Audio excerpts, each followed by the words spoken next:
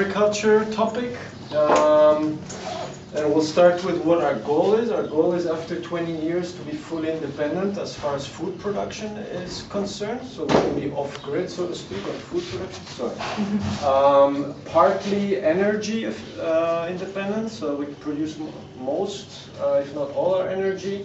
And the third point being having a closed loop on all of our water use, so that we're able to reuse our water and not have to waste it or have to pollute the river, let's say.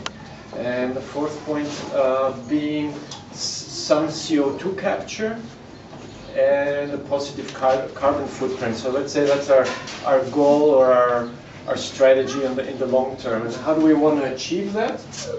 So what we want to do is, first we have some of the ideas of how we want to do that as far as quick wins, mid and long-term wins, and some of those ideas are, some examples are like growing fungi or mushroom out of coffee bean waste, producing vinegar or alcohol or compost out of food waste, having animals, having our own animals, growing depolluting plants that clean the environment or the soil, and providing nutrition for plants from the compost, for example. So that would be some examples of short-term quick wins.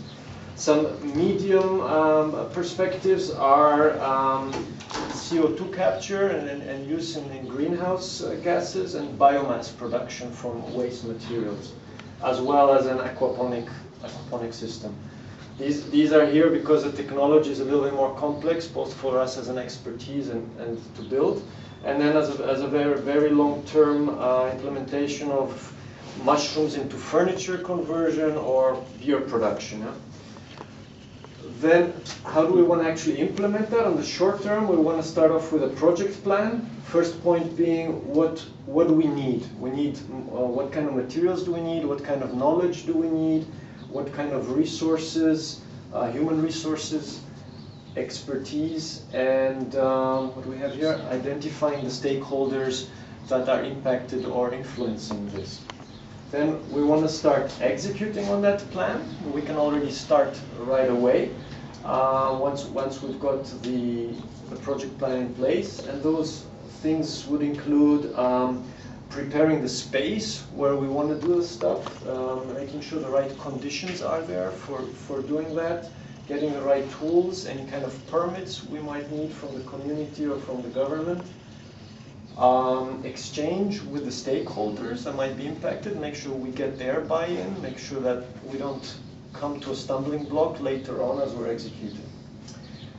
Then we've got aspects of building our own expertise and bringing in that expertise. So obviously we're not all going to be experts in all this agricultural stuff.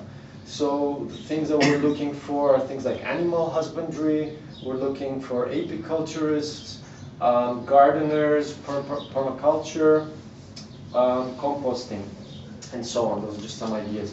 Then who are the stakeholders that might be impacted or impacting? Cafes, bars, restaurants, they could provide waste, they could provide coffee beans, for example, or compost, or so on. The neighbors, obviously, may be impacted. Maybe they want to contribute. They might think of it positively. They might also look at it negatively. Maybe we're producing too much smell by composting or by alcohol production or safety concerns about explosions or God knows what. Getting the council on board, they're also important, both to support us, maybe financially, but also to make sure that they don't have, the kind of legal things that we just heard from the previous group that might impact us. We need to get on board distilleries or breweries. We don't necessarily know how to make alcohol or to make beer, so we want to get the best beer out there. Waste management companies, so obviously it's easy to make compost, but maybe there's something we don't know about.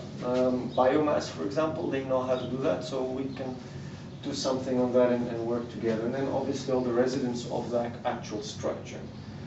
What we put over here in the middle, and we put arrows in both directions, obviously we're not experts in this, we're not agriculturists, so we need to learn by doing and hire in any kind of educational demand, and that goes across the board.